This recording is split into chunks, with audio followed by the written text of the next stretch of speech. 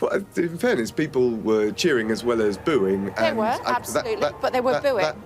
That's part and parcel of politics, and politics has become more factionalised and polarised these days. But of course we listen. But what ultimately people care about is not whether you've got a few hecklers at some public event, but whether you're focused on their priorities. And the great silent majority of this country, I think, expect our attention to be on those issues. And that's again why getting on with the job at hand, the packed agenda, the positive agenda we've got, building off the Queen's speech and the legislative agenda, as well as the practical issues around the cost of living with the £15 billion package of support, I think is so important. And anything that distracts from that, I think, does lead to more consternation and more apathy amongst our electorate.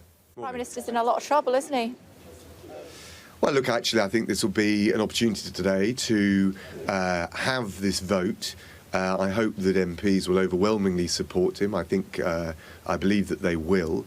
That will, I hope as well, but draw a line behind some of this. There's been speculation for weeks now. And then we can move on. And I think the choice is going to be very clear. We've got a Prime Minister who's got the big calls right on the vaccine rollout, on the getting the economy fired up, the leadership he's shown on Ukraine. We've got a whole packed agenda. We've got a general election in less than 2 years, packed agenda on levelling up, on skills, of course the cost of living, the crime and law enforcement, which is one of my areas, working with Priti Patel, or we can turn inwards with what I think the public will view as a rather self-indulgent bout of talking to ourselves. And so I think it's important people get behind the Prime Minister, and I'm confident they will. I mean, a little bit of booing, a little bit of cheering, that is perfectly normal. I mean, politicians... I must just interrupt you there, if I may, please, Mr Rees-Mogg. A little bit of booing at the church steps of a great cathedral when people were gathered there to pay their respects to the Thanksgiving of this Queen. Ms Burley, I think you overinterpret what happened. Political figures must expect this. Bear in mind, at the funeral of Margaret Thatcher, most successful Conservative Prime Minister electorally, there were protests.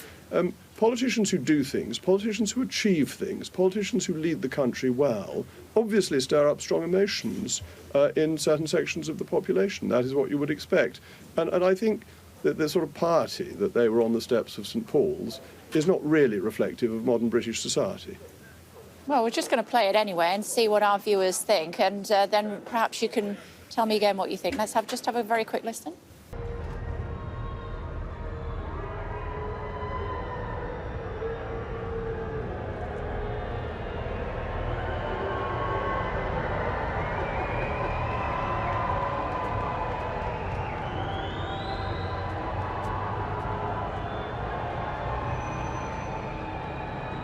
And the volume up to get your readers to be too concerned about that.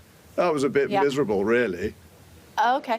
It's interesting you say that, because I've been speaking to some of your colleagues today, and previous colleagues, who've suggested that was perhaps a turning point for some who've handed in their letters over the weekend. You think that, I suppose, in your words, would be piffle? Well, that's not a word I use, actually. It's one more prime ministerial, I think you would find. But I think folderol would be the word of choice for me. OK. And why would you use that word in particular?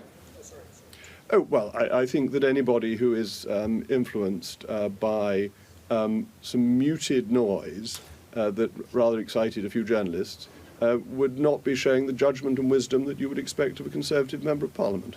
The Prime Minister has paid the price for that, not just by being fined, but in the constant attacks and the way he's had to defend his position.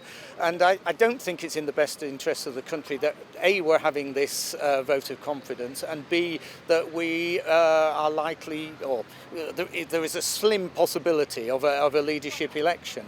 That would be an appalling distraction for 6 or 7 weeks when the Prime Minister and his team need to be focusing on the energy crisis, the cost of living, rebuilding the NHS after the pandemic, the situation in Ukraine, and scores of other issues, such as in my area, the whole levelling up agenda.